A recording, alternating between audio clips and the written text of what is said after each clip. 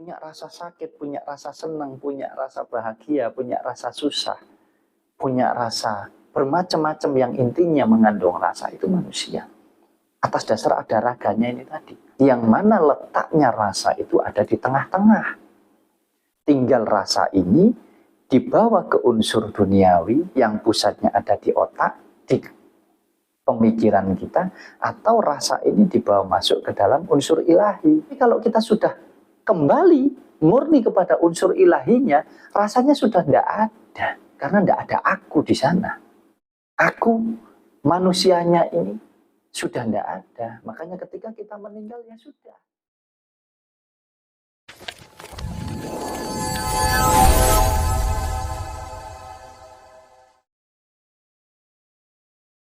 Assalamualaikum warahmatullahi wabarakatuh. Rahayu, rahayu, rahayu. Salam sehat dan bahagia selalu untuk kita semua. Dulur-dulur Sinau Urip, pada malam hari ini Mas Wahyu ingin kembali mengajak panjenengan semua ya untuk sharing, ngobrol bareng, sinau bareng, ya belajar bareng tentang kehidupan kita. Nah, pada malam hari ini Mas Wahyu ingin mengajak panjenengan membahas tentang apakah sholat atau ibadah itu tujuannya adalah untuk mendapatkan pahala, ataukah tujuannya adalah untuk mendekatkan diri kita dengan Yang Maha Kuasa. Nah, ketika kita melakukan ibadah atau sholat atau sembahyang sesuai dengan kepercayaan dan keyakinan kita masing-masing, tentunya kita harus pahami kembali antara syariat dan juga hakikatnya. Nah, kalau kita bicara tentang sholat, tentang ibadah, tentunya kita tidak bisa lepas dari sebuah keyakinan di dalam sebuah keagamaan. Ada Muslim, ya, Islam, ada Kristen, ada Hindu, Buddha, dan yang lainnya. Tentunya setiap agama, setiap keyakinan yang dianut oleh seorang manusia tentunya mempunyai aturan dan tata cara masing-masing. Yang Islam, tata cara dan aturannya tentunya berbeda dengan yang Kristen.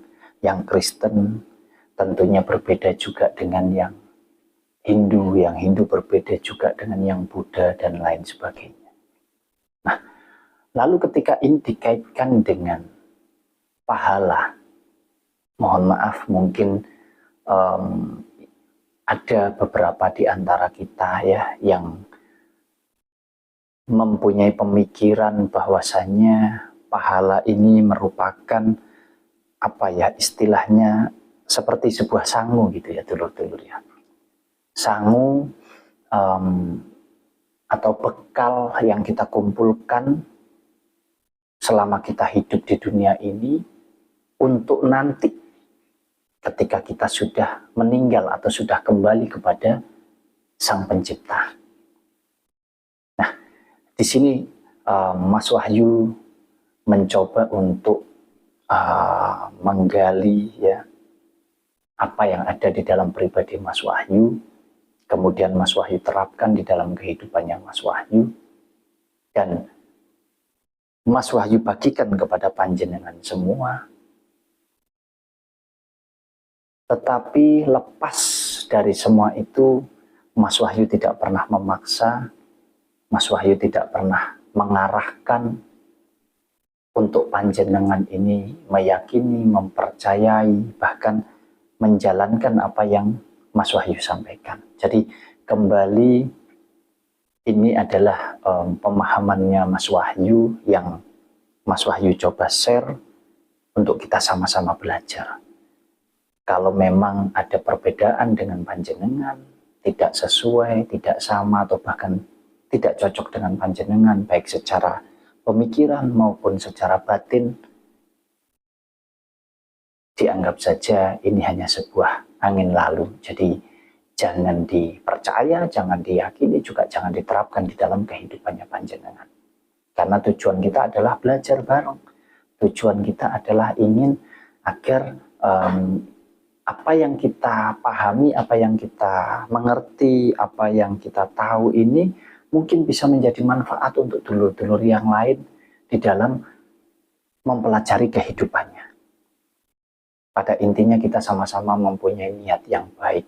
Akan tetapi kalau cara kita ternyata berbeda, mungkin dipandang juga mungkin salah, ya Mas Wahyu mohon maaf, tentunya monggo, bukan untuk kita saling menghujat, bukan untuk kita saling merasa paling benar sendiri, tetapi untuk kita saling belajar bersama-sama, mengingatkan. Karena buat Mas Wahyu, apa arti dari sebuah kehidupan yang kita jalani ini kalau kita tidak bisa bermanfaat dalam hal apapun? Kalau memang Mas Wahyu bisanya hanya memberikan petuah, memberikan nasihat-nasihat kepada panjenengan, sejauh itu bisa panjenengan terima dan bermanfaat, alhamdulillah. Tetapi kalau memang tidak, ya Mas Wahyu mohon maaf, dianggap saja ini hanya sebuah berita yang habis dilihat, habis dibaca, selesai, gitu aja, dilupakan.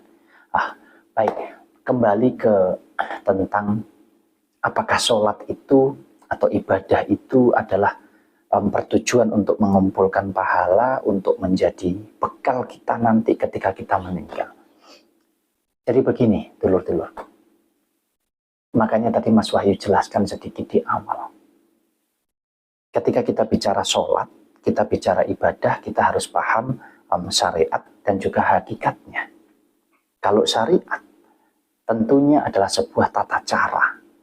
Nah, setiap agama mempunyai aturan atau tata cara masing-masing yang sudah kita lakukan dengan baik. Nah, selanjutnya kalau kita bicara hakikat, di sini adalah sebuah tujuan atau niat daripada apa yang kita lakukan. Jadi kita harus paham itu. Jangan sampai kita melakukan ibadah, melakukan sholat, khusyuk secara syariat, akan tetapi kita tidak punya tujuan. Kita hanya asal baca saja tanpa kita mengetahui. Satu, mengetahui artinya, kita tidak tahu.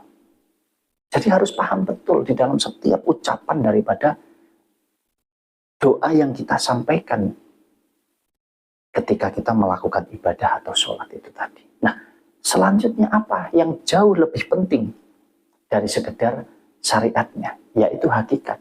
Kita tujukan kepada siapa? Apa yang kita ucapkan itu tadi. Nah, tentunya kalau kita bicara hakikat, ya kita tujukan kepada Yang Maha Kuasa, kepada Tuhan Yang Maha Esa, atau kepada Sang Pencipta daripada alam semesta dan jagat raya ini. Nah, kalau kita sudah paham itu, tentunya kalau kita bicara, mohon maaf, kalau kita bicara pahala, kita juga akan mampu mempelajarinya dengan benar, dengan baik. Di mana pahala pun sifatnya juga ada dua. Pahala secara manusiawi atau secara duniawi, pahala yang fakta, dan juga pahala yang bersifat ilahi atau pahala yang bersifat gaib.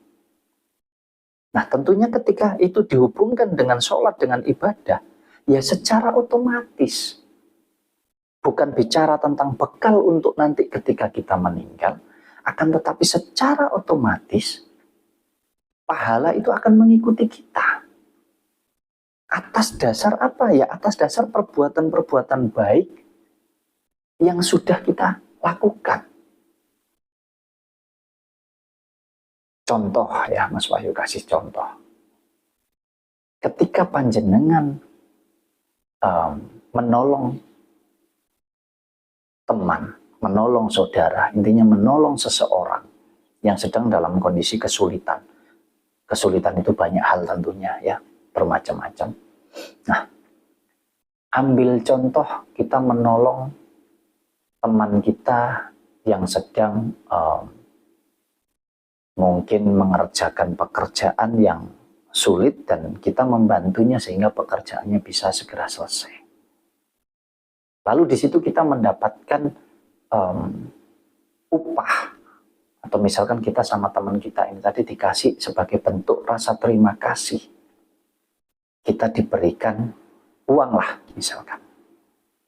Atau mungkin kita dibelikan makanan lah misalkan, yang dikasihkan ke kita sebagai ucapan terima kasih karena kita sudah membantunya. Nah, inilah yang menurut Mas Wahyu ini juga sebuah pahala yang fakta.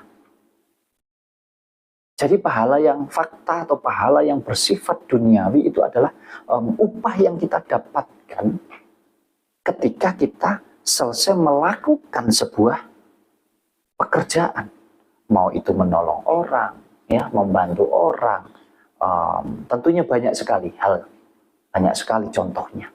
Intinya ketika kita habis menolong, terus kita dikasih bingkisan atau mungkin habis membantu kita dikasih uang sebagai tanda terima kasih. Itu pahala yang bersifat fakta.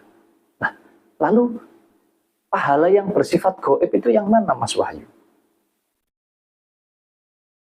Pahala yang bersifat gaib itu adalah ketika kita membantu seseorang, menolong seseorang, atau mengerjakan sesuatu, lalu kita mendapatkan imbalan dalam bentuk rasa terima kasih. Karena orang yang kita tolong itu merasa menjadi ringan, atau dia merasa tertolong oleh apa yang kita lakukan. Ketika kita diberikan ucapan, Mas Wahyu terima kasih sudah mau membantu saya. Di situ saya mendapatkan pahala. Dalam bentuk apa? Dalam bentuk gaib. Yang bisa saya rasakan dari dalam hati saya. Jiwa saya ini merasa berbunga. Jiwa saya ini merasa benar-benar bahagia, bangga. Karena apa?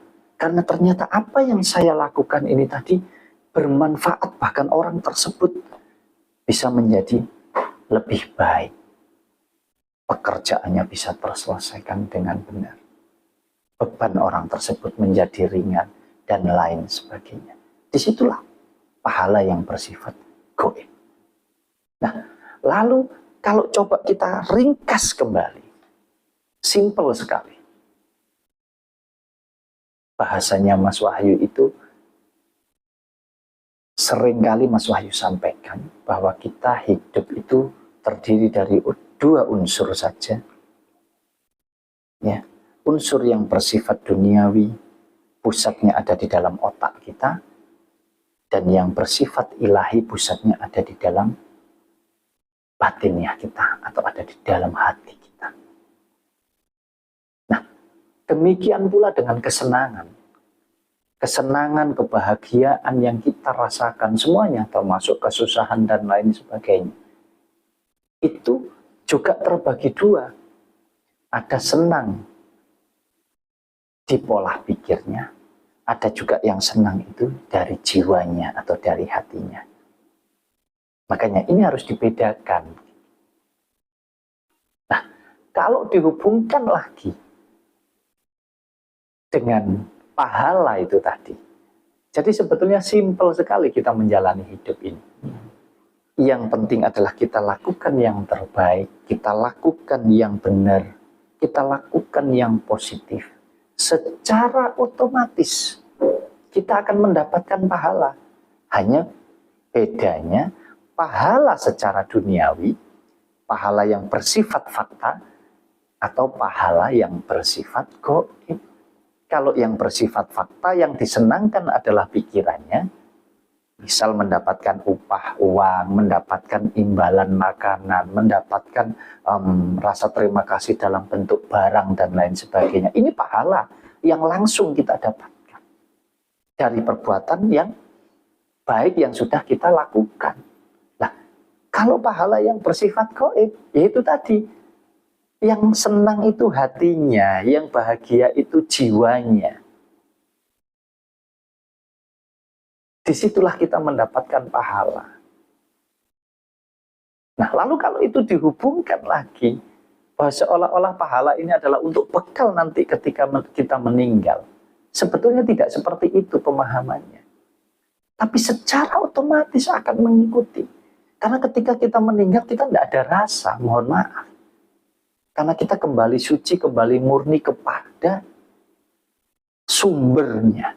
Atau kepada yang punya kehidupan ini.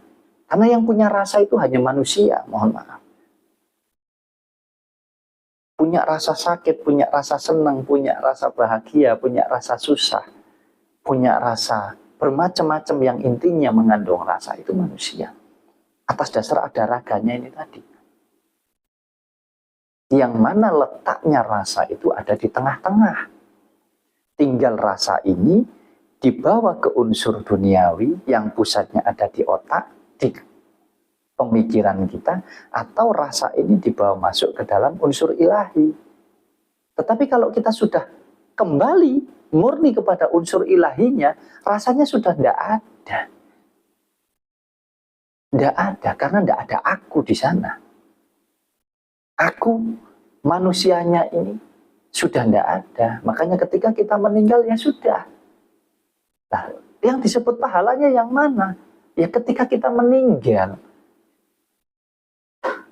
dengan catatan-catatan amalan-amalan baik ini tadi, perbuatan-perbuatan baik. Disitulah kita akan mendapatkan nama baik.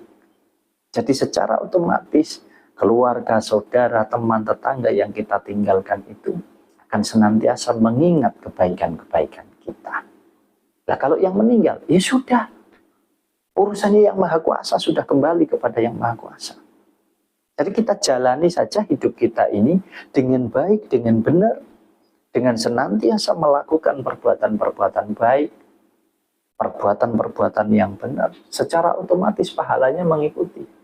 Jadi sudah tidak perlu kita fokus tentang mencari pahala, tentang kita harus rajin sholat supaya dapat pahala, rajin ibadah supaya dapat pahala. Itu sudah secara otomatis.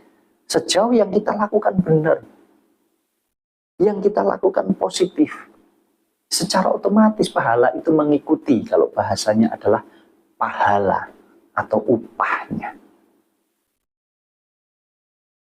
Jadi pesan dari Mas Wahyu kepada dulur-dulur semuanya yang mempunyai kepercayaan dan keyakinan apapun. Jadi apapun agama panjenengan, apapun keyakinan yang panjenengan anut, yang panjenengan jalankan, dasarkan semua itu atas iman kepada Yang Maha Kuasa, kepada Sang Pencipta. Kalau kita mampu memasukkan semua itu atas dasar iman, lalu kita gunakan pola pikir kita dengan baik, dengan benar, semuanya akan berjalan dengan seimbang. Jadi pikirannya tenang, jiwanya juga tenang, dan semua nanti akan mengikuti. Mungkin ini sedikit yang bisa Mas Wahyu sampaikan kepada dulur-dulur semua. Ada kurang lebihnya Mas Wahyu mohon maaf. Kadang Mas Wahyu juga heran ya, masih ada beberapa, mohon maaf, ada beberapa komentar, biarpun pro kontra itu adalah hal yang biasa dan Mas Wahyu tidak jadi masalah. Ada yang suka, ada yang tidak. Tetapi sekali lagi, mohon kiranya kalau panjenengannya dulur-dulur semua menonton videonya siapapun, ditonton sampai habis, dicerna dengan baik, dicerna, dipahami, dimengerti dengan benar. agar tidak semudah itu kita menyalahkan apa yang disampaikan oleh orang lain. Terima kasih. Assalamualaikum warahmatullahi wabarakatuh.